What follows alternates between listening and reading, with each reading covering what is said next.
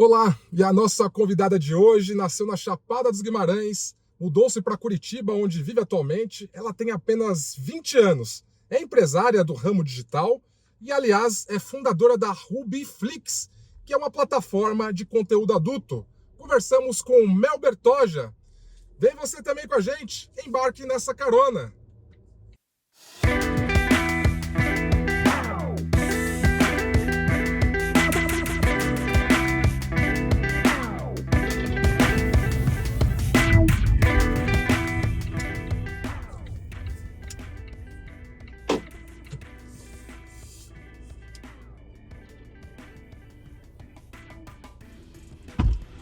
Olha quem tá chegando aí. Oi, E aí, Mel, tudo bem? bem? Como que você tá? Tudo Prazer bem, em tê-la aqui com a gente, viu? Seja bem-vinda. Muito obrigada. Todo mundo fala que quem vem do sul, vem de Curitiba, traz frio, mas você trouxe calor. Trouxe calor, graças a Pegou Deus, um dia né? típico aqui em São Paulo, hein? Que gostoso, E gente. aí, gosta de São Paulo? Eu não digo que é uma cidade que eu tenho sonho de morar, não. Eu acho um lugar meio caótico, assim, mas eu gosto de vir pra cá. As pessoas que eu conheço e moram aqui costumam ser bem legais. Olha que bacana, né? O mundo digital, como todo mundo critica muito a internet, mundo digital, mas a internet também traz amigos.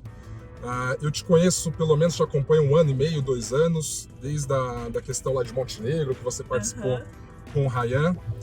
Tenho amizade com alguns amigos seus em comum, e a gente tá programando essa entrevista já há uns 2 meses, mas não se conhecia pessoalmente. A gente tá já se conhecendo pessoalmente de bate-pronto. E aliás, né, como esse mundo digital nos traz mais presente assim. Eu queria que você começasse falando do digital um pouco. Por que você escolheu essa carreira, esse ramo digital, Mel?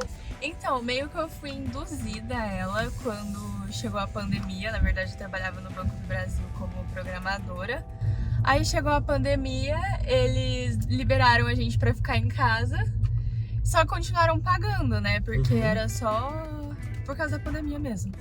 Aí eu sou meio agitada, não consigo ficar sem fazer nada. Eu falei, gente, eu preciso fazer alguma coisa.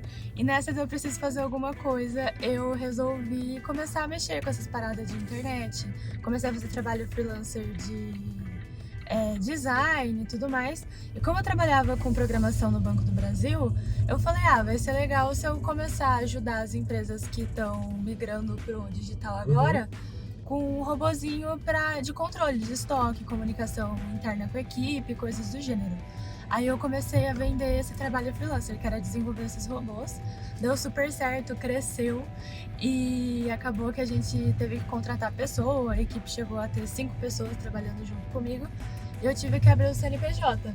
Bacana. Porque a transação tava grande, né? Como é que eu ia declarar? Não tinha como. Aí eu fui abrir o CNPJ e foi muito engraçado, porque foi justamente no mês que tinha um monte de empresa fechando.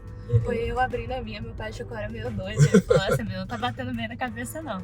Mas eu fui abrir, e daí nessa que eu abri o CNPJ, eu entrei na fraternidade do Ryan. Aí já era, então eu meio que fui induzida a entrar nisso por causa da pandemia.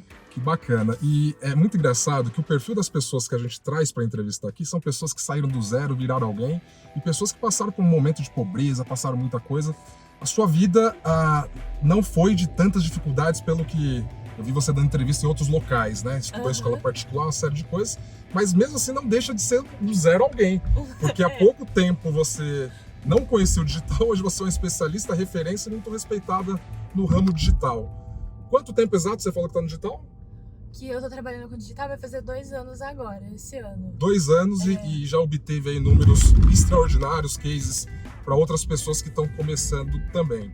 Antes de a gente se aprofundar um pouquinho no seu trabalho atual, eu queria que você contasse um pouco onde você nasceu, até a sua trajetória, você em chegar em Curitiba, os principais perrengues que você passou. Tá. Bom, eu nasci na Chapada dos Guimarães, no Mato Grosso, perto de Cuiabá. Bem quente, é a terra das cachoeiras, digamos assim. E minha mãe conheceu meu pai na festa de carnaval, e tudo bem, não foi uma filha planejada.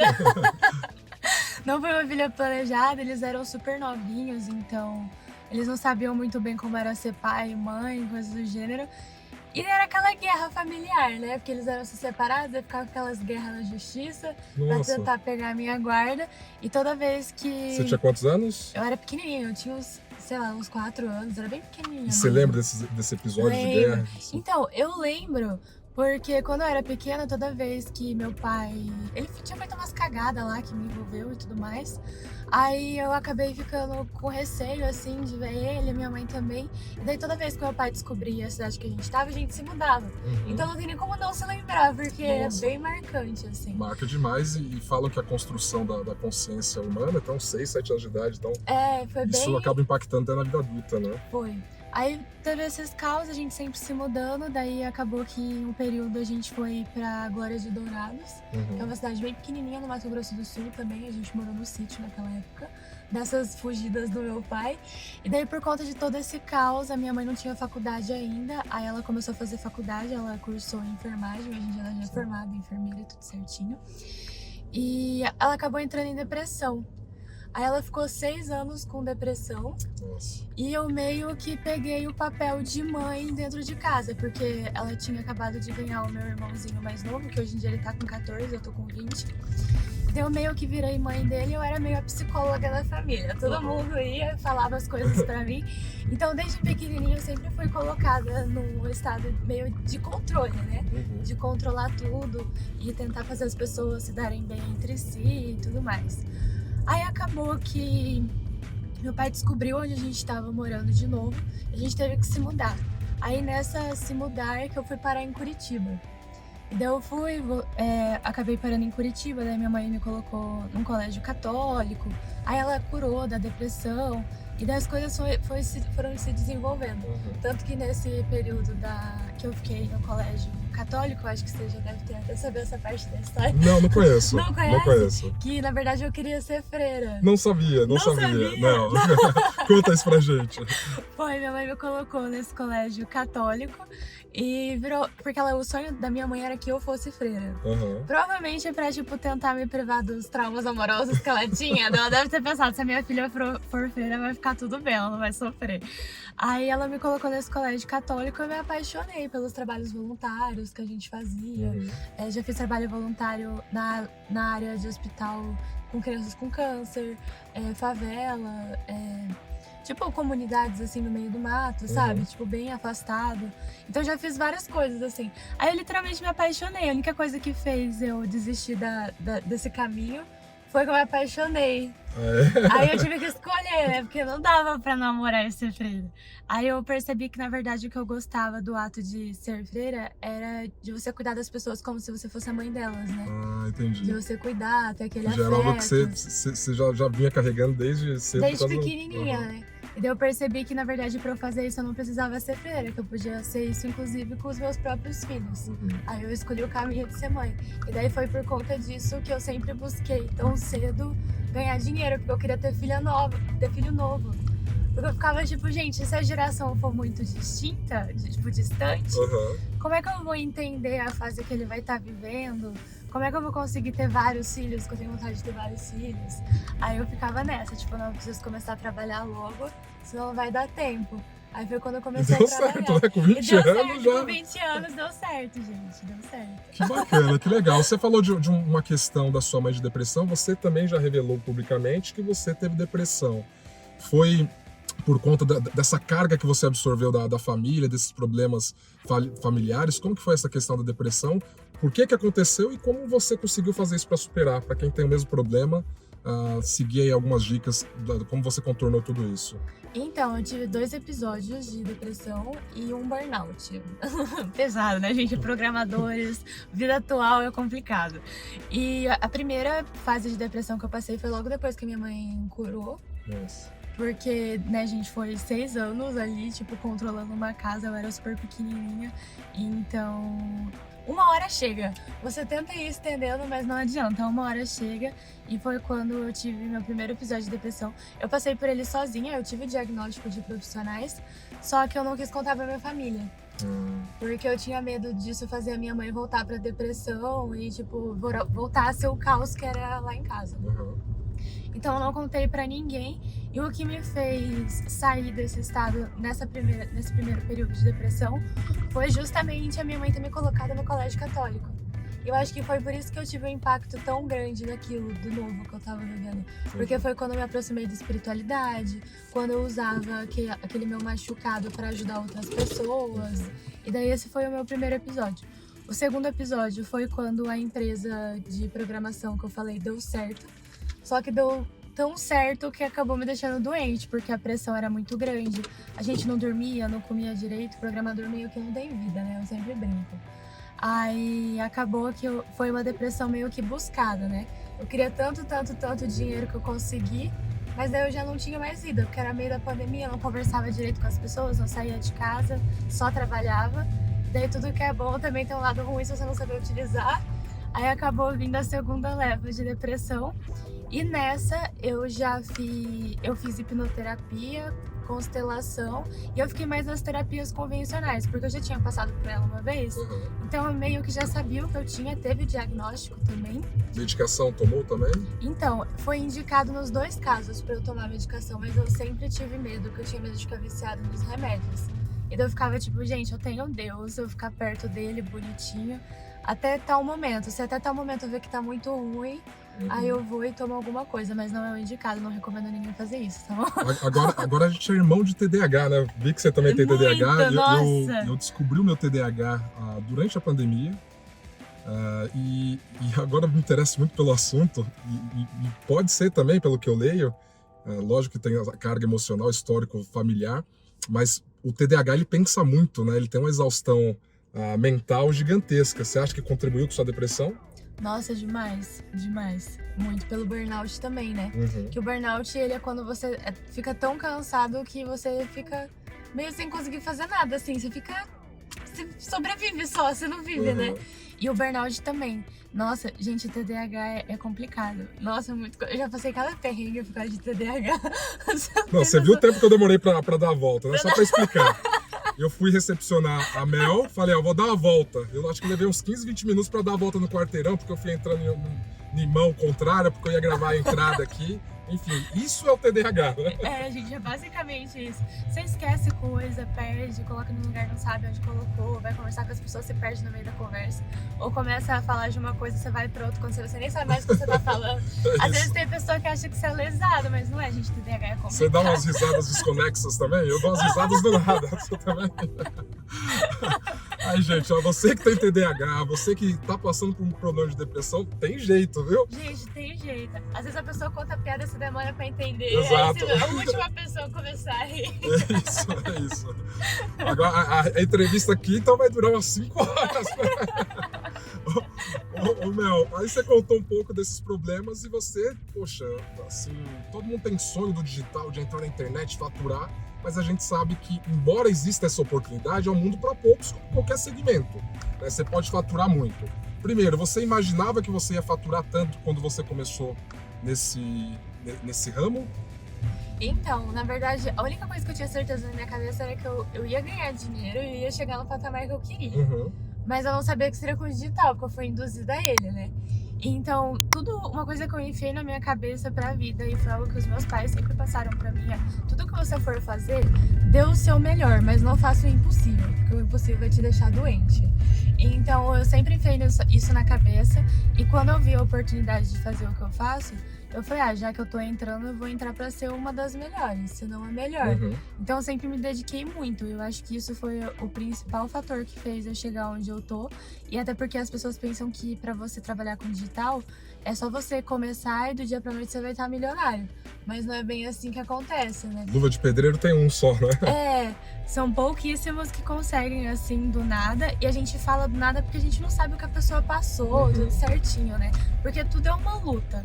Então eu digo muito que o que dá a virada de chave, entre aspas, para as pessoas é você literalmente manter uma constância, fazer um bom planejamento, uma boa análise e não desistir.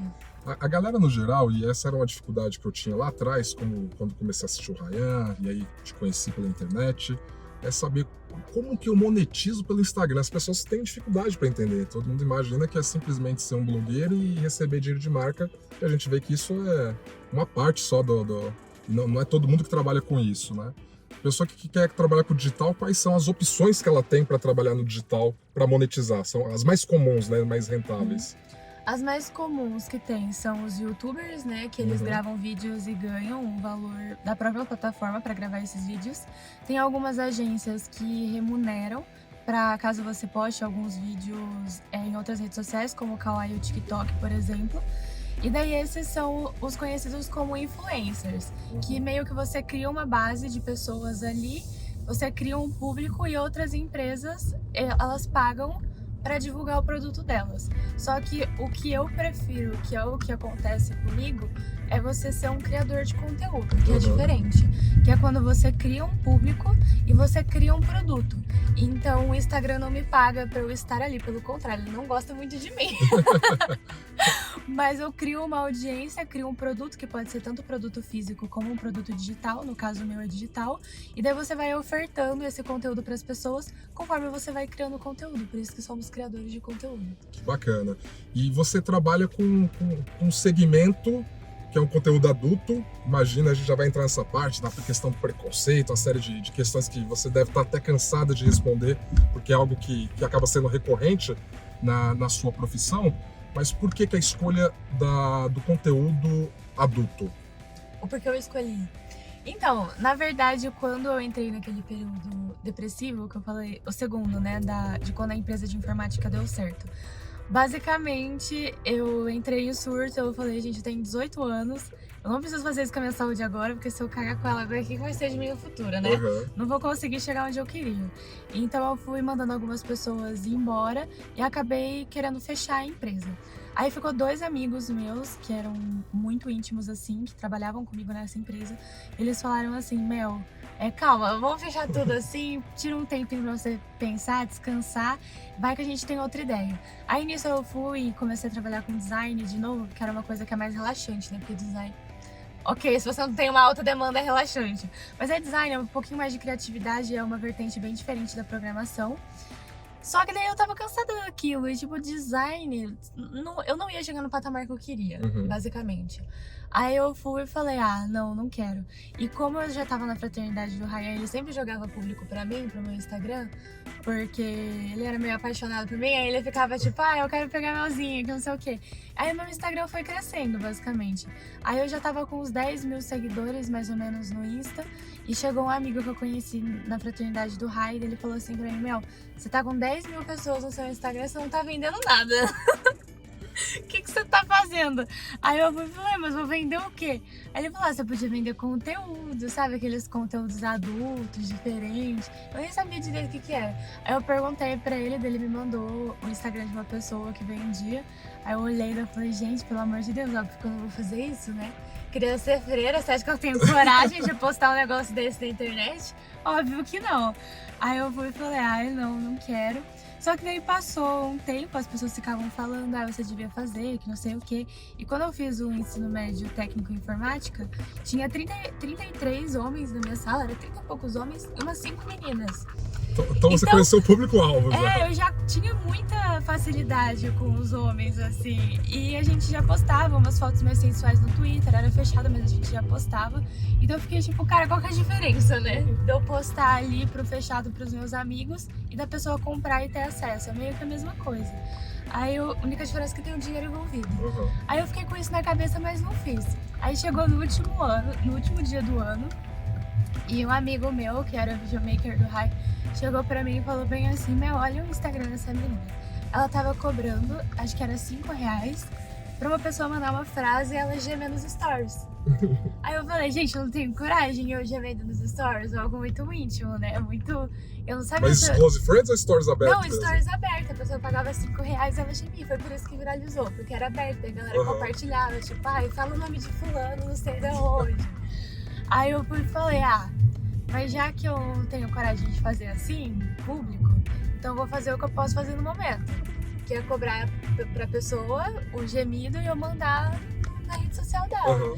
E daí foi assim que eu comecei, daí eu fui e postei lá um story, daí eu falei, gente, quem quiser o meu gemido da virada por 24 horas, R$10. Ele tinha 50 segundos, era eu gemendo.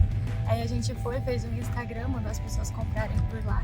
Mas foi o maior BO, assim, que foi um lançamento totalmente sem planejamento nenhum. A gente perdeu muitas contas de Instagram, muitas contas de WhatsApp, porque, né, era tudo rodando novo. Foi caótico. A gente passou literalmente a virada do ano vendendo gemido, processando pagamento por Pix. Enviava a chave do Pix, enviava o vídeo e assim.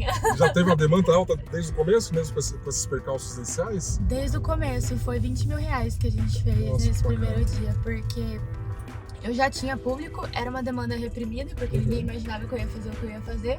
As pessoas tinham vontade, tinham a curiosidade, e meio que viralizou, né? Porque eu já tinha 10 mil, ninguém esperava. O Ryan compartilhou, e todo mundo da fraternidade começou a compartilhar também. Tipo, meu Deus, a Melzinha do Sub-19 tá vendendo gemido, como assim? Que não sei o quê. Aí viralizou. A galera comprava pra amigo, pra mandar feliz ano novo pra galera, foi bem legal. E aí você também viralizou com um meme durante a Copa do Mundo, que foi da Rússia? Não, foi na virada do ano. Foi na virada também. do ano? Foi. E bateu quando viralizou.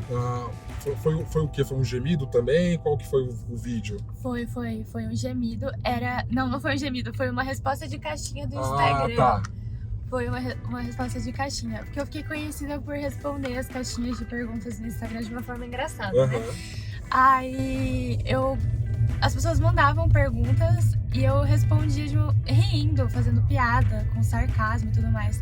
Aí o cara mandou assim pra mim, qual a sua posição favorita? Aí naquela época eu não tinha tanto medo de perder conta, porque eu tava começando ainda, eu ficava tipo, ai, tô nem aí. Aí eu fui, tava de calcinha, tipo uma calcinha vermelha, aí eu fiquei de 4 na cama, só que a minha cabeça meio que tampava, assim. Aí eu fui e daí eu li, qual a sua posição favorita? Aí eu respondi, mas até hoje eu não sei qual a resposta que eu dei, porque a galera cortou a parte que eu perguntava, qual a sua posição favorita? Foi um negócio editado. É, editado. Aí eles respondiam, minha posição favorita é zagueiro. Entendi, eu vou de esquerda, e daí viralizou no ramo de futebol. Quantas visualizações você crê que No primeiro dia, quando eu acordei, eu percebi que eu tinha viralizado, porque eu até então tinha contado só pra minha mãe e pro meu pai o que eu tava fazendo, né? Eu falei que eu ia contar pra minha família mais pra frente, depois de um mês, quando os meus pais já estivessem acostumados com a ideia. Só que aconteceu que a minha única meta era não fazer nada que chamasse muita atenção que pudesse chegar à minha família. Aí no mesmo dia eu já fiz merda. A única meta que eu tinha, eu consegui quebrar ela. Foi bom que não foi um medo que foi duradouro, né? Ele já resolveu rápido. Aí quando eu acordei e eu já tinha postado o vídeo nos stories, daí eu lembro que eu postei no TikTok também. Aí quando eu acordei, a minha prima da Chapada dos Guimarães mandou mensagem pra mim falando, o que é isso? Aí eu falei, gente, Chapada dos Guimarães é uma cidade pequena, se a minha prima me ensinou aqui, é porque tem alguma coisa de errado. Aí eu fui e perguntei onde é que você viu isso. Ela falou, então, tava no... Eu escutei o Matheus, que é o namorado dela, hoje em dia já é marido, já são casados. Tava vendo o TikTok, eu escutei sua voz. Aí sua voz falando umas putaria, nada a ver. Aí eu falei, meu Deus do céu, foi parar no celular do marido da minha prima. Aí eu fui e falei, gente, o que é isso? Eu já comecei a ficar com medo. Aí eu fui abrir o Instagram, aí já tinha crescido 10 mil seguidores em uma noite. Aí eu fui e falei, gente, o que é isso? O que tá acontecendo comigo? Eu não sei o que, eu fiquei preocupada. Eu falei, mas veio do TikTok, né? Porque apareceu no TikTok dele, então eu vou entrar. Quando eu abri o vídeo, nessa primeira noite, já tava com 10 milhões de seguidores. Em menos de 24 horas. Nossa Senhora. Já tinha parado em vários Instagrams, desse ramo de esporte. E foi longe. Mas ele chegou a bater mais de 100 milhões. E aí você falou que seus pais, você contou primeiro com seus pais, e qual que foi a reação deles, essa primeira pergunta, e a segunda dentro do mesmo tema? Muita gente se descolou de você, assim, que tinha amizade, mas ficou com medo de falar que tinha amizade, para não colar a mesma imagem da menina que tá postando conteúdo adulto. Como que é esse sentimento? Primeiro em relação com os pais, né? Então, quando o meu pai, ele viu todo o processo, né? Desde a abertura da empresa de informática, na época do design, e antes até de eu trabalhar com essas coisas, eu já fui modelo 4 anos. Então, eu fiz trabalhos aqui em São Paulo, fiz trabalhos em Curitiba. Então, meu pai, que eu morava com ele, porque quando teve aquela depressão da minha mãe, eles acabaram se separando e tudo mais. Então, quando eu falo pai, é o meu pai que não era casado, foi ele que cuidou de mim. Entendi, não é o pai Não, é o meu pai biológico. Hoje em dia ele é tipo um pai adotivo, né? Que ele se separou da minha mãe e daí não é mais padrasto. E quando eles se separaram, eu fiquei morando com ele. Então ele sempre viu eu correndo atrás de dinheiro, de crescimento. Eu sempre contei todas as coisas que eu fazia da minha vida pra ele, da mesma forma que ele fazia da vida dele comigo. Então, por eu ter crescido com os meus pais, eles terem visto a maturidade que eu tive dentro de casa até com eles, foi tranquilo, assim, porque eles foram vendo o resultado. Meus pais confiavam, sabiam que eu não ia fazer nada de errado, que eu não ia me meter em nenhuma burrada, nem nada do gênero. Aquele negócio, né? Os pais sabem os filhos que eles possuem em casa. Então, assim, eu não digo que foi, nossa, que eles olharam e falaram, nossa, que incrível, meus parabéns, amei, meu sonho era você fazer isso. Porque não era. E acredito que não é o sonho da maioria dos pais, né? Porque, né? Mas eles levaram de uma forma muito mais tranquila do que eu imaginava, assim, foi tranquilo. Até porque eu digo que meus pais ficam até meio bravos quando eu falo isso, mas eu digo que o dinheiro compra muita coisa, né? Inclusive o respeito quando você faz algo que a sociedade vai contra. Exatamente. Então, mesmo que eles às vezes quisessem falar alguma coisa, eles viam que, tipo, a minha vida tava muito boa e daí eles ficavam meio com o pé atrás. Tipo, eu vou falar alguma coisa, a vida dela pode desandar por conta disso e tudo mais. Eles acabavam não falando nada. Até porque 2, 3 meses depois que eu comecei a vender conteúdo, no meio da pandemia, o Arraial me chamou pra ir lá pro leste europeu, pra Montenegro, quando você começou a me acompanhar e tudo mais. Então, para uma pessoa começar a trabalhar assim com algo que, querendo ou não, as pessoas têm preconceito, mas já começar assim com viagem internacional e tudo mais, já é algo que você fica com medo de, tipo, falar alguma coisa e acontecer algo. Sim. Então foi mais tranquilo, assim. Não, que bacana. A questão dos amigos. Então, em relação aos meus amigos, como eu tinha estudado em colégio católico, tanto no ensino médio como no ensino fundamental, tinha bastante pessoas que eram bem religiosas, assim, que tinham uma mente um pouco mais fechada. Eu não digo não tanto quanto a minha família em si, porque todo mundo da minha família tem um pezinho mais pro catolicismo e tudo mais. Só que mesmo assim tinha. Eu digo que nem tanto porque eu percebo que a cada geração que vem, as pessoas vêm um pouco mais desprendidas de religião, né? Sim. Mas tinha umas pessoas, assim, que não eram pessoas que eu era muito amiga, não. Eram mais, tipo, colegas, que acabou que a gente não conversou. Mas eu tenho certeza que acabou se afastando, né? Mas eu tenho certeza que seria algo que, mesmo se eu continuasse com programação, qualquer outra coisa, a gente ia se separar, porque não era uma amizade, tipo, amizade, sim. assim. Não foi pelo fato da mudança aí. Não, eu acho que ajudou a ser mais rápido, né? Mas já ia acontecer. Mas pessoas que eu considerava amigo mesmo, que frequentava a minha casa e tudo mais, não. Todo mundo apoiou e ficou do meu lado. Bacana, isso é legal, né? Eu imaginei que fosse completamente ao contrário. Sério? Eu achei que... Porque é um assunto, é um tabu ainda falar sobre sexo no Brasil, né? No mundo de forma geral, mas no Brasil eu acho que ainda não é tão maduro nesse sentido. E geralmente as pessoas, quando outros casos que eu escuto, a pessoa tem ali uma dificuldade de manter relação porque a outra não quer ser amigo de alguém que vende conteúdo ou que faz outra coisa que não represente os valores dela, enfim, são coisas que acabam acontecendo. O medo que eu tinha era do meu irmão mais novo. Que eu tinha medo de alguém falar alguma coisa e ele sofrer algum preconceito por conta disso. Sim. Foi o medo que eu tive. Eu acho que esse menino foi mais tranquilo porque meu irmão é homem, né? Eu acho que eu teria uma consciência pesada se fosse uma mulher. Porque iam jogar a imagem que as pessoas têm em cima de mim, em cima dela também. Iam ficar em cima e tudo mais, perguntando se ela tinha vontade de fazer também, ou algo do gênero. Então eu tive esse medo. Mas eu fui bem surpreendida, porque teve uma vez que eu fui lá visitar meus pais, né? Que eu saí de casa com 18 anos, então eu já não moro mais com eles. Mas teve um episódio que eu fui lá pra casa, meu irmão tava meio quietinho, assim. E ele tava quietinho, assim. Eu ia conversar com ele, ele não falava muita coisa. Aí eu fiquei, meu Deus do céu, será que tá dando merda? Porque eu sempre fiquei com isso na cabeça, né? Gente, vai chegar no colégio do meu irmão esse negócio em algum momento. Aí ele ficou quietinho. E daí, nesse mesmo dia, ele tinha um aniversário pra ir. E o meu pai ia levar ele pra esse aniversário do amigo dele. Aí meu pai falou, vamos junto com a gente, levar ele, que não sei o quê. Eu falei, tá bom, você quer que eu vá? Aí ele falou, quero, mas não ligam pro que os meus amigos vão falar. Aí eu já fiquei preocupada. Eu falei, meu Deus, meu irmão tá sofrendo bullying no colégio por causa de mim. Mas eu perguntava pra ele, estão falando alguma coisa de mim pra você, que não sei o quê? Ele falava que não, que tava tudo bem e tudo mais. Aí foi bem engraçado que quando a gente tava levando ele a gente levou, deixou ele lá. E daí nesse mesmo dia a gente foi buscar o meu irmão, meu outro irmão, no aeroporto. Aí na metade do caminho, meu irmão me ligou.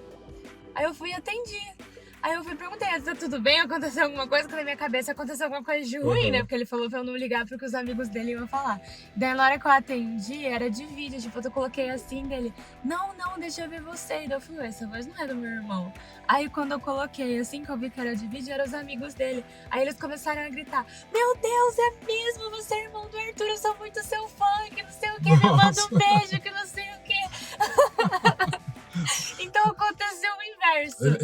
Ele gostou de ter uma irmã famosa. Sim, extremamente. Daí legal. é muito engraçado, porque tem festa junina, apresentação do colégio e tudo mais.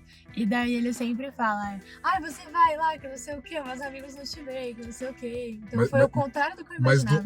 Mas mesmo que tenha sido positivo, isso foi muito legal, poderia ter sido ao contrário, né? Poderia. E é por isso que sempre é importante, qualquer decisão que a gente tome na vida, pensar nos familiares, porque eles carregam isso também. Qualquer coisa que aconteça Sim. com você pode afetar a imagem, a vida de cada um, né? E eu acho que essa pressão é bem maior mesmo em cima do familiar do que você tá fazendo mesmo. Uhum. Porque a partir do momento que você escolhe fazer aquilo, você sabe que você vai ter consequências. Mas são consequências que você meio que escolhe pra sua família também. Então, provavelmente já deve ter tido várias pessoas que ficaram falando merda pros meus pais, pra pessoas da minha família e tudo mais. E daí eles tiveram que aprender a lidar com isso também. Então, observação bem importante. Eu lembrei, pensei no meu irmão, mas graças a Deus aconteceu o contrário do que eu tinha medo que acontecesse.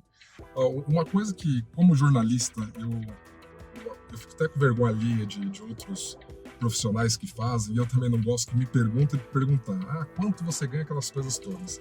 Mas, de forma pública, eu já vi que você teve faturamento milionário, né? E isso é verdade. É verdade.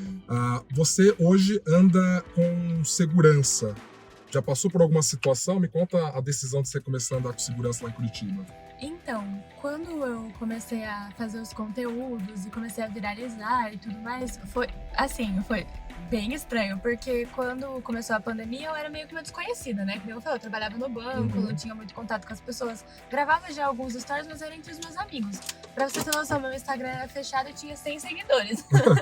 Eu tive que abrir depois, porque o Ryan ficava compartilhando, então era tanta gente pedindo solicitação, que eu falei, gente do céu, eu vou abrir esse negócio logo, porque eu já não consegui encontrar mais as pessoas que eu conheci no meio de tanta gente. Aí eu falei, eu vou abrir.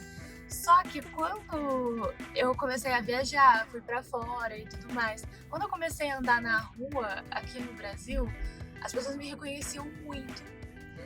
Então eu meio que fiquei 1 ano e pouquinho ali, que foi o período da pandemia, em casa, postando um monte de merda, sem ter tanto medo das consequências, porque eu não tava saindo de casa, não tava vendo a galera me reconhecendo e tudo mais. E daí quando eu resolvi sair de casa pra ir num barzinho, por exemplo, algo assim, era muita gente em cima de mim. E daí isso já me trouxe o medo da fama, né? Que o pessoal fala que tem muita gente que entra em depressão por causa disso. Não cheguei a entrar em depressão. Só que eu comecei... Já tinha entrado antes? Já tinha entrado antes, já tinha prometido que nunca mais ia acontecer de novo. Aí eu fui e comecei a ficar com alguns medos. Eu desenvolvi...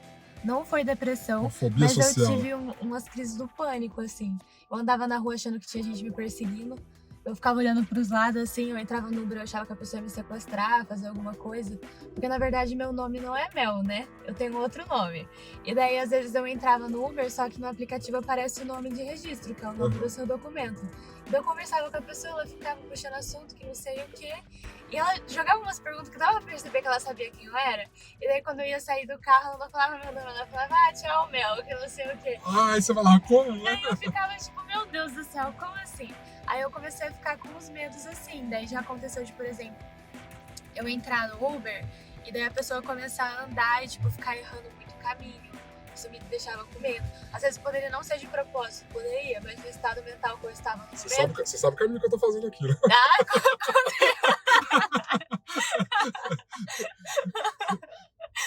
Eu digo que eu não conheço muito São Paulo, Tem segurança atrás? Mas eu confio em você. Aí eu ficava com medo, assim. Aí eu já percebi que já não dava mais pra ir em barzinho, assim, de esquina, que eu gostava de ir com os amigos do ensino médio. Aí eu vi que pra eu ter paz e ficar mais tranquila, era mais fácil, mais conveniente, até pra prevenir que nada de ruim acontecesse, eu ter um segurança. E daí foi por isso que eu acabei contratando um. Eu acho que com certeza já deve ter me livrado de algumas poucas e boas, né? Legal, mas é bom ter mesmo, né? É. E olha, a TDAH esqueceu que eu ia perguntar.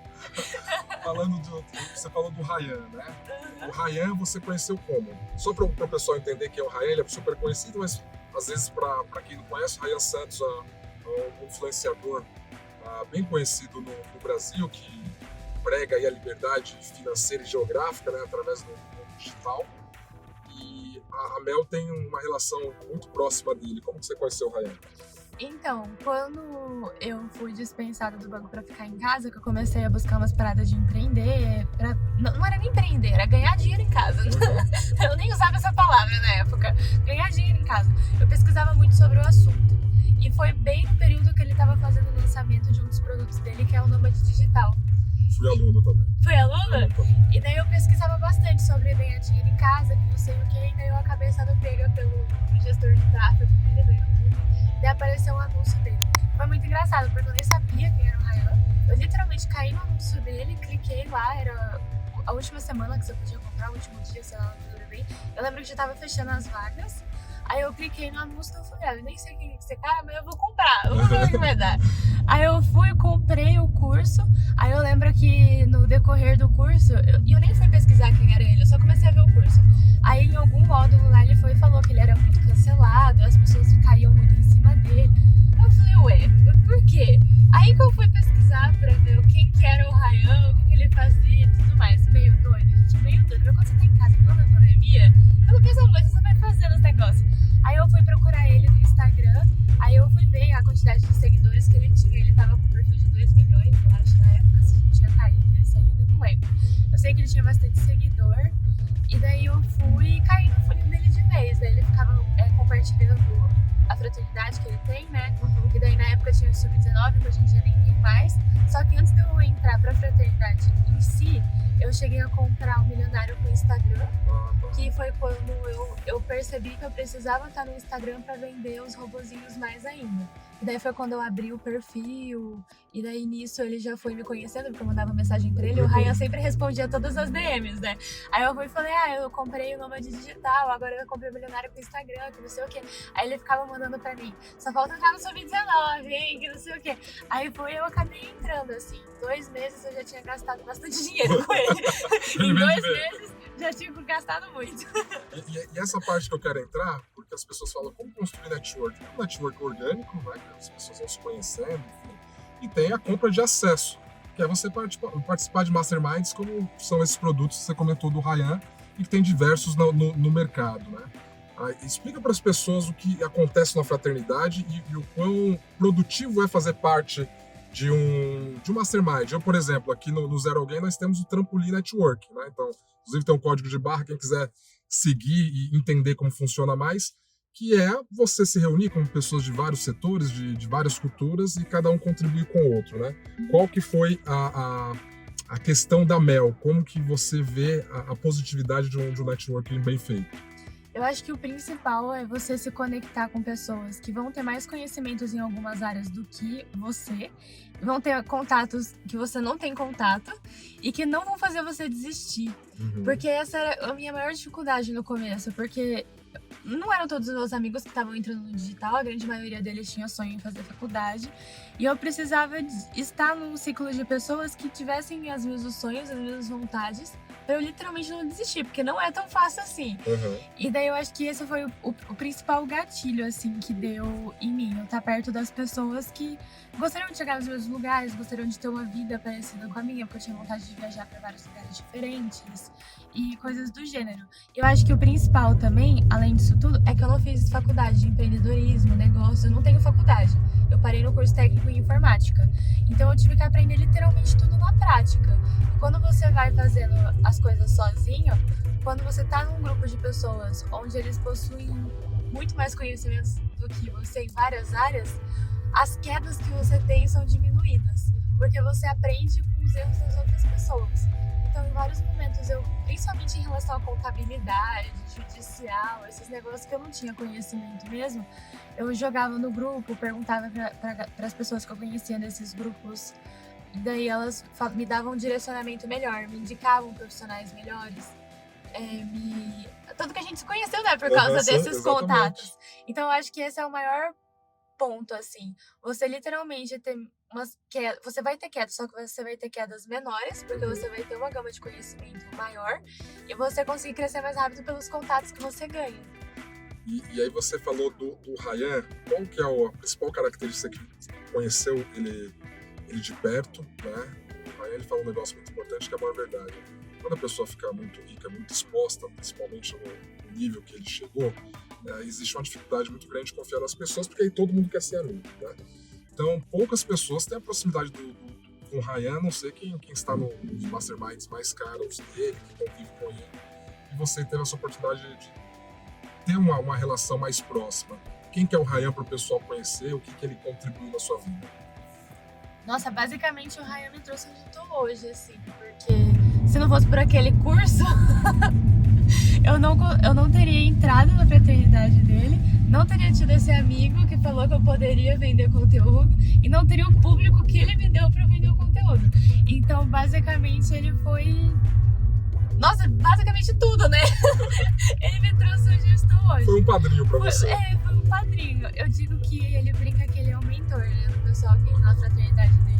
Aí ele fica bravo que eu falo que ele é o meu pai de negócios. Ele se sente velho. Aí ele se sente velho. Ele fala, não, que pai, o que não sei o que.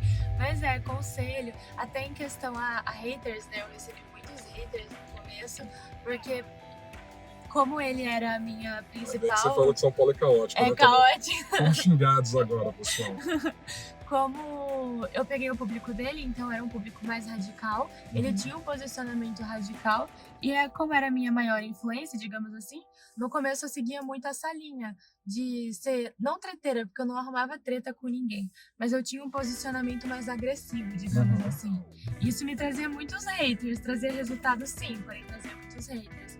E ele me deu um direcionamento muito bom em como agir, até em relação psicológica mesmo, assim, sabe?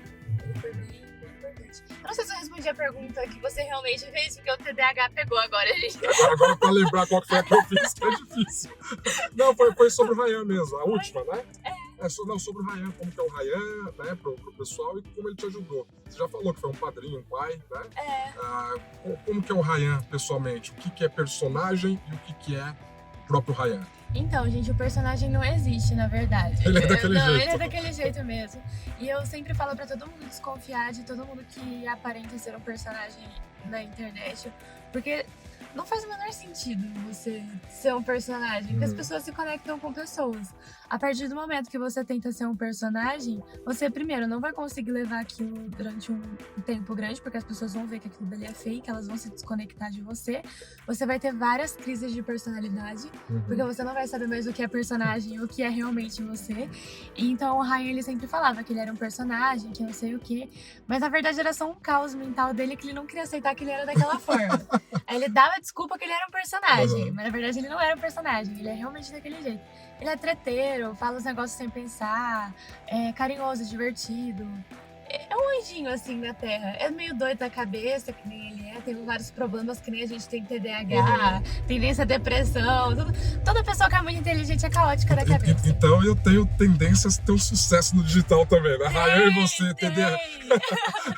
Eu digo que quanto mais louco, mais provável de você conseguir ter sucesso. Porque as pessoas se conectam com gente doida. Bacana, é bom saber. Agora fiquei empolgado, viu? Tem um outro personagem do mundo digital que foi o cara que, poxa, eu tenho mais amizade do mundo digital, que eu queria uma conexão muito bacana. É um cara que tem um carisma gigantesco que se chama Negão Empurrador. Pra você que tá em casa, a gente tá falando de conteúdo adulto, fala Negão Empurrador, vai falar, o Marcos só tá conhecendo o pessoal meio maluco, né? É o segundo kit bengala. Exatamente. Negão Empurrador porque a gente tá falando do Ryan, eles se conheceram jogando futebol americano. E o Sérgio Júnior, que é o Negão Empurrador, ele jogava na posição que ele empurrava os adversários. Por isso virou Negão Empurrador. E como ele é um cara muito carismático e muito engraçado, ganhou sim aquela conotação sexual. Mas o cara, ele é uma figuraça, né? Fala um pouquinho do Negão. Negão, brigadão. Por sua causa, tô conhecendo a Melzinha aqui. Porque eu te vi pela primeira vez nos stories do Negão. Sério? É. Em Montenegro. Em Montenegro. Em Montenegro.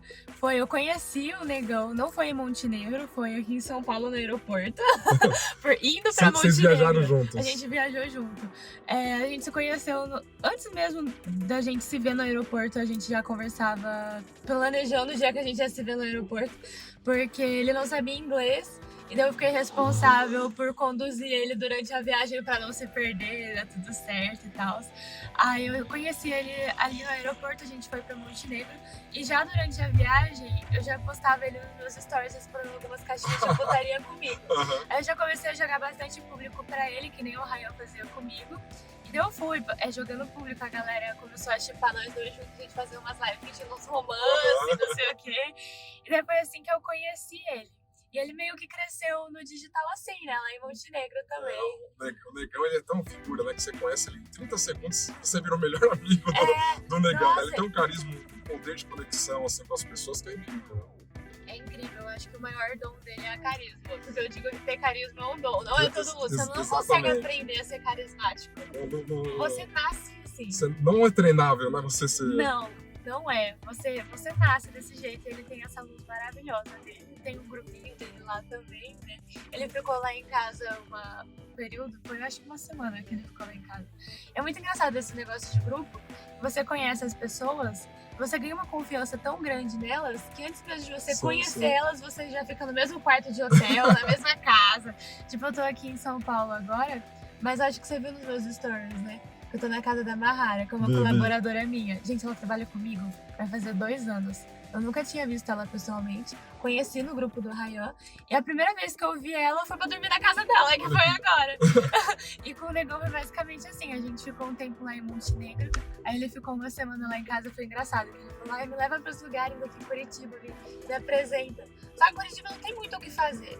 É parque, restaurante e bar. Aí eu levava isso pra ele dele. Mas o que a gente pode fazer? Eu falei, só isso. Curitiba é uma cidade de velhos.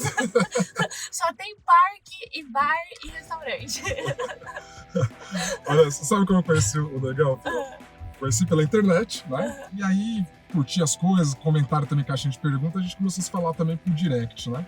Aí teve um dia que ele falou, quando estiver no Rio, me chama aqui, meu nobre, né? Aquele jeitão dele falar. E aí eu falei, quando estiver em São Paulo também, isso a gente falou numa semana, na outra semana ele tava em São Paulo. Eu falei, pô, legal, vai ficar até quando aqui? Vamos almoçar, fazer alguma coisa? Ele, porra, irmão, não vai ter como que já tá lotado e hoje eu tô indo pra casa de um amigo e é o último dia que eu tô aqui, né? Aí mais tarde ele posta um stories ele no shopping pertinho de casa. Pertinho, porque eu não moro em São Paulo, moro na região metropolitana, né? E aí encontrei com ele, né? A gente marcou, ele falou, na casa do Nelson. O Nelson estava também careca, veterinário, né? Aí o Nerceta também, eu não conheci o Nelson pessoalmente no dia que fui na casa dele. Ele falou, vamos comer uma pizza aqui na casa de um amigo meu, você quer vir? Eu falei, vou. Isso era quinta-feira à noite. E eu falei pra minha esposa, amor, eu vou ali rapidinho, vou até com o Thomas, que é o nosso filho, né? Eu vou com o Thomas rapidinho, só pra conhecer um amigo. Que amigo? Falei, um cara da internet aí, chama o Negão empurrador.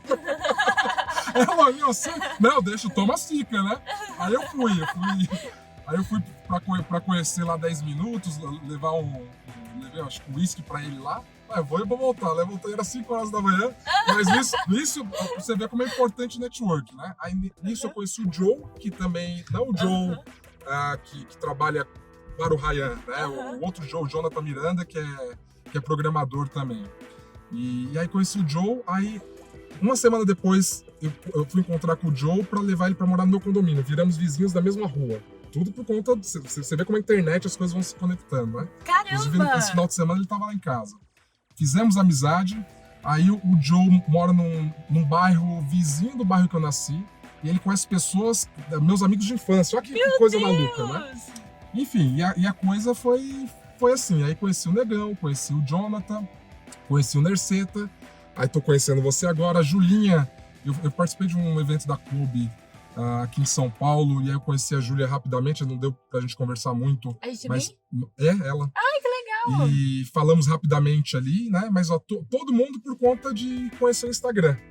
E aí a dica que eu gostaria que você desse para as pessoas, o quanto essas pessoas podem usufruir do mundo digital, né? Para criar um network e lucrar também por conta disso, não é lucrar em dinheiro que eu falo, lucrar em conexões, amizade, né? Em desenvolvimento, né? Exato. É literalmente isso que você falou, assim. Às vezes as pessoas... Eu ainda sinto que a sociedade é um pouco preconceituosa com a internet. Eu sempre vejo aquele discurso de que, tipo... Ai, as pessoas estão ficando mais frias porque elas estão ficando muito no digital, os relacionamentos estão ficando mais rasos, que não sei o quê. Só que eu acho que o negócio do digital é você literalmente aprender a usar. Tanto que a gente usa, ganha dinheiro, você conecta com pessoas, viaja junto, ganha confiança de morar não, né? De visitar as pessoas e ir direto pra casa delas, que nem você falou. A gente fecha negócios dessa forma. Então, é literalmente você ter o meio e você saber usar da melhor forma possível, como tudo na nossa vida, assim. Então, gente, gera muita conexão. E pode parecer que é difícil, tipo, nossa, vou ter que pagar muito caro para que isso aconteça. Mas o legal do digital é que você consegue encontrar pessoas que estão na mesma fase que você, que estão no patamar ali, que você consegue arrumar o jeitinho de investir para você começar a deslanchar, né? Então, às vezes você não tem tanto dinheiro para entrar numa fraternidade muito grande, só que tem fraternidades menores que vai ter uma conexão legal, que vai ter um networking legal, que vai ser um trampolim pra você conseguir ir mais longe. Viu? Porque trampolim é o nome do meu? O trampolim Por conta disso, é isso aí. Só que aí quando eu criei o nome trampolim, meu irmão olhou e falou, mas ó, não esquece que trampolim pula, a pessoa cai. Eu falei, mas aí ela se agarra pro próximo trampolim subindo, vai né? subindo. É basicamente isso. Eu garanto o salto, se a pessoa vai ficar agarrada no galho lá em cima, lá, depende dela, não é verdade? Exatamente. Não adianta você entrar achando que você vai entrar num grupo e vai sair de lá milionário, que não. A gente dá as ferramentas e você vai construir seu castelo. É isso aí. A gente divide aqui o bate-papo, a entrevista, em 3 momentos, né? Um para conhecer a vida, os perrengues que a pessoa ela passou ao longo da vida, um pouquinho sobre sua especialização, aquilo que você teve sucesso.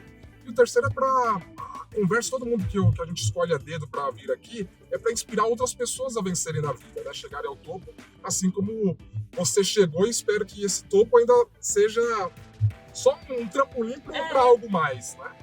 E aí, nesse momento da entrevista, é para você dar dicas para outras pessoas, né? A gente falou um pouco de networking.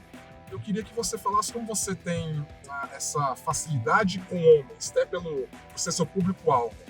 Eu vejo que no Brasil, vejo que em outros países não é tanto assim, mas é muito no Brasil, parece que homem e mulher não pode ter amizade, né? Parece que o homem só pode ter amizade com a mulher se ele tiver algum interesse de relacionamento com ela. Então eu sempre sofri muito com isso, porque eu sempre tive muitas amigas. E ou era taxado porque era gay, porque pô, você anda com muita mulher gay, ou até dificuldade no relacionamento. Ó, pra você ter ideia, falei para uma pessoa próxima, vou entrevistar. Quem que é o próximo entrevistado? Eu comentei, mas quem que é a Mel? Eu comentei um pouquinho. Ô, e sua esposa? Poxa, eu tô vindo entrevistar uma pessoa, não tô convidando a Mel para dormir junto, são coisas diferentes. E essa falta de maturidade do ser humano faz com que as relações do trabalho também tenham essa dificuldade, né? Porque a gente vive num país que se fala muito de assédio. Você chegar perto de uma mulher é assédio. Aí, antigamente, o homem ele era mais... assediava muito a mulher mesmo, chegava com essa conotação, só que por conta dessa exposição e muitos homens sendo punidos por conta desse contexto, eles também ficaram um pouco retraídos, têm medo de conversar com mulher, tá? E aí qual que é o ponto que eu quero chegar? Eu queria que a Mel falasse qual que é a postura exata que um homem tem que ter com a mulher no ambiente de trabalho. Olha, não sei se eu sou a melhor pessoa para responder essa pergunta, porque eu sou super tranquila. Eu acredito que você tem que tratar o homem e uma mulher da mesma forma. Então, se você for conversar com uma mulher, você vai conversar da mesma forma que você conversaria caso ela fosse um homem. Aí as pessoas podem falar, mas mulher recebe de uma forma diferente. Mas eu acredito muito que a gente não deve medir as nossas atitudes pensando no que a pessoa vai achar, mas pensando na nossa consciência limpa. Porque não tem como você fazer tudo o que você tem vontade de fazer com base no que as pessoas vão achar. Porque você nunca vai ser você. Imagina, você teve uma história de vida completamente diferente do que a minha. Crenças, pessoas que você estava ao seu redor e tudo mais. Então, mesmo que eu tente parecer uma pessoa para você, você sempre vai interpretar da forma que você tem um encaminhamento. Com base com base na sua história, nas suas crenças. E até o julgamento também, né? O julgamento, tudo. Todo o preconceito que você vai ter em relação à pessoa é com base nas vivências dela. Isso foi um grande aprendizado que eu tive vendendo conteúdo adulto. Não adianta eu querer mostrar uma imagem para as pessoas, porque elas sempre vão viver da forma que elas querem viver, da forma que elas conseguem, da forma que elas têm acesso.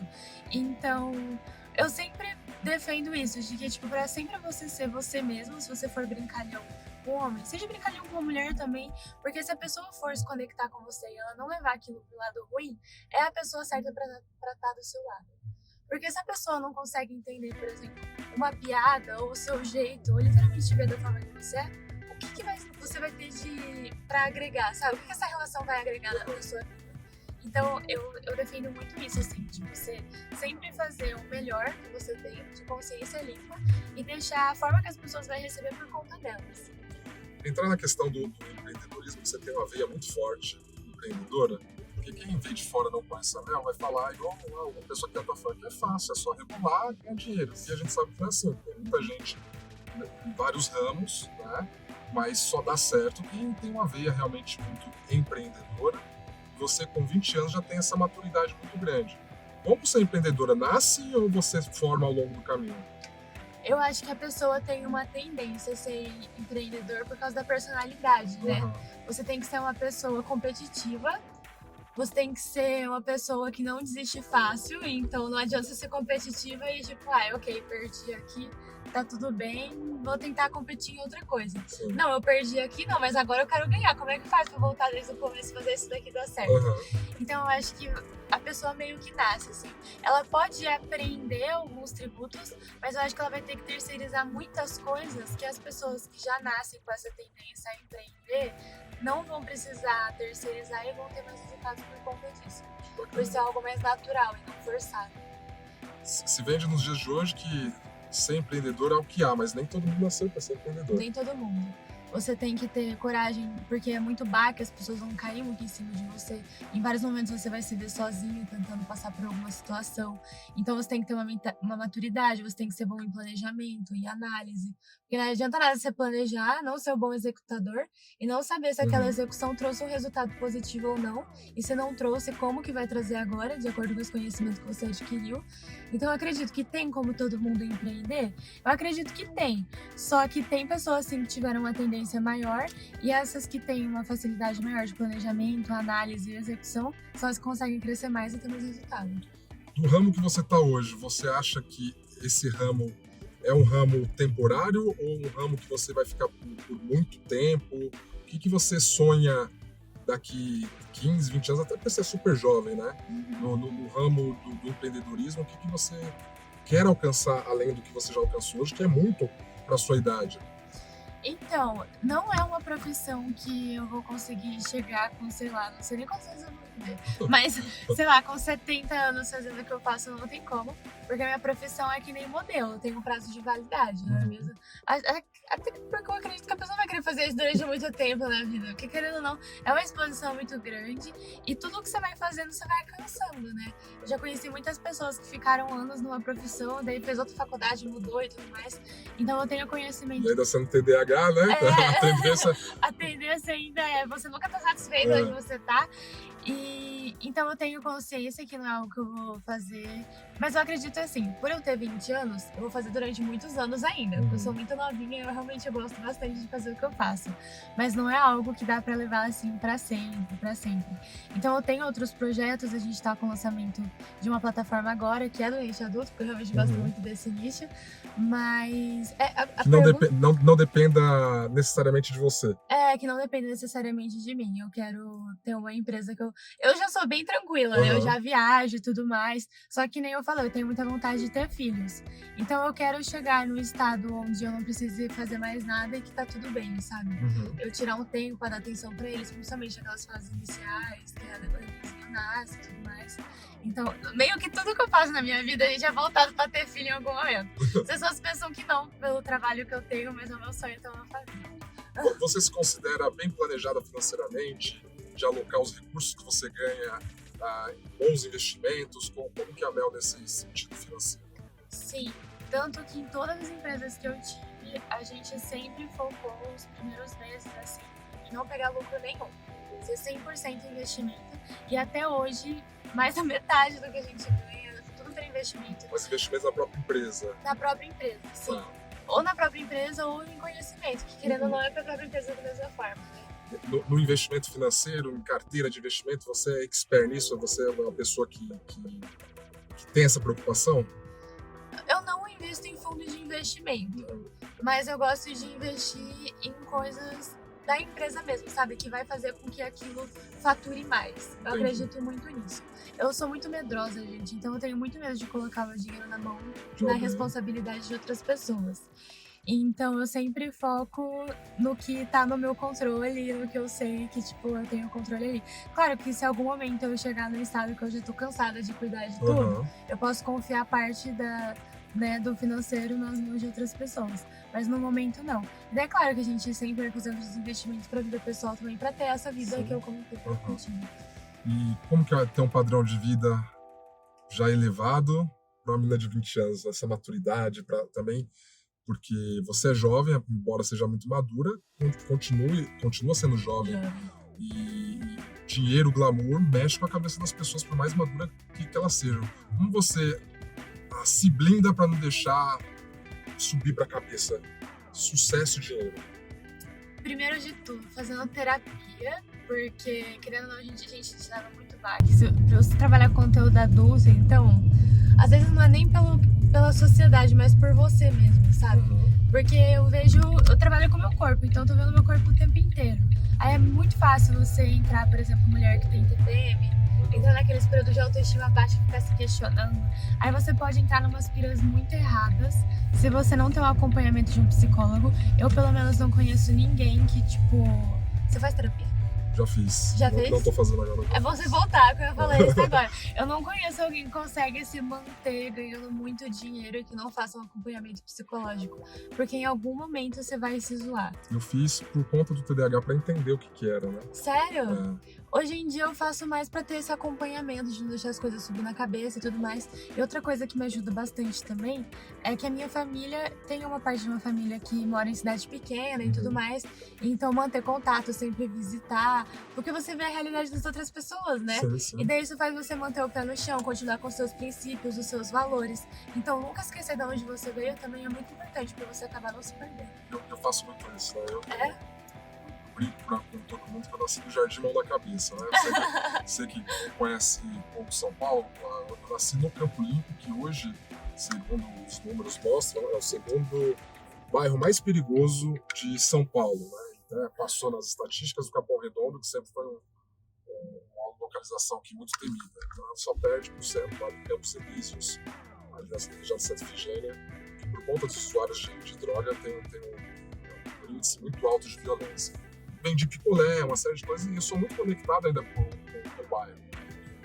Meus melhores amigos moram lá, então sempre eu estou convivendo. Isso que você disse faz total sentido.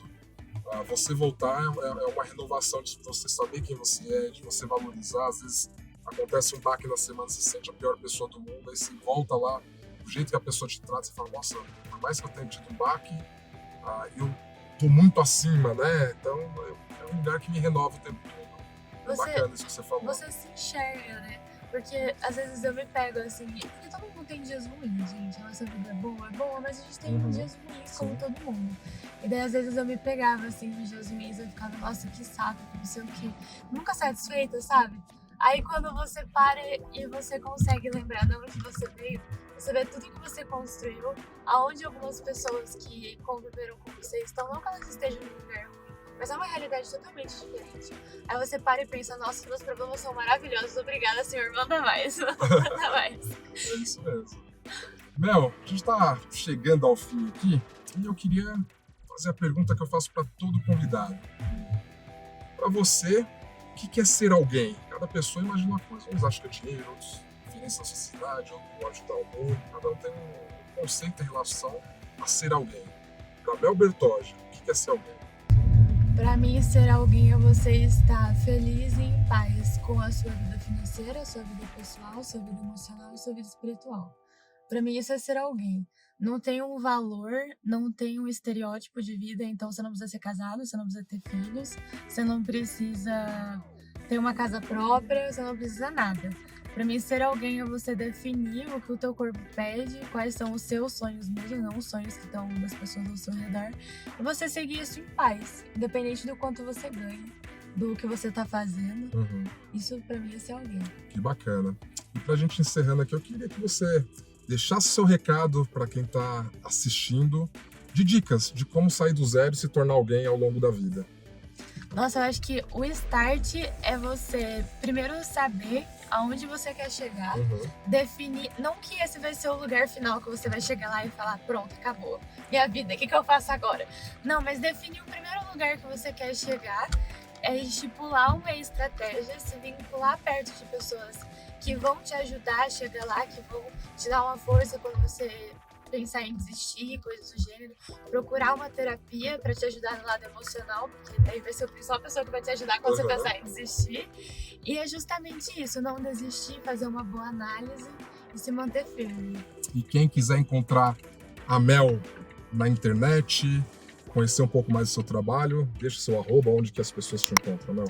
O meu arroba é Melbertoja em todas as redes sociais. Caso caia, que pode acontecer, é só você procurar Mel Bertoja, que sempre vai estar Mel Bertoja em todos os lugares. Mel, obrigado, parabéns pelo carisma, simpatia que você é e por compartilhar o seu conhecimento aqui conosco, vir lá de Curitiba para bater um papo aqui. Muito obrigado, gratidão mesmo, viu? Eu que agradeço pelo convite, adorei o convite, conhecer todo mundo, principalmente você pessoalmente. Obrigado. Muito obrigada, adorei a conversa. Obrigadão. Ó, gente, obrigado você que acompanhou. Essa aqui é a Mel Bertoja, você acompanha a entrevista e a experiência de vida dela. Um abraço, até o próximo episódio do Zero Alguém Entrevista. Tchau, tchau.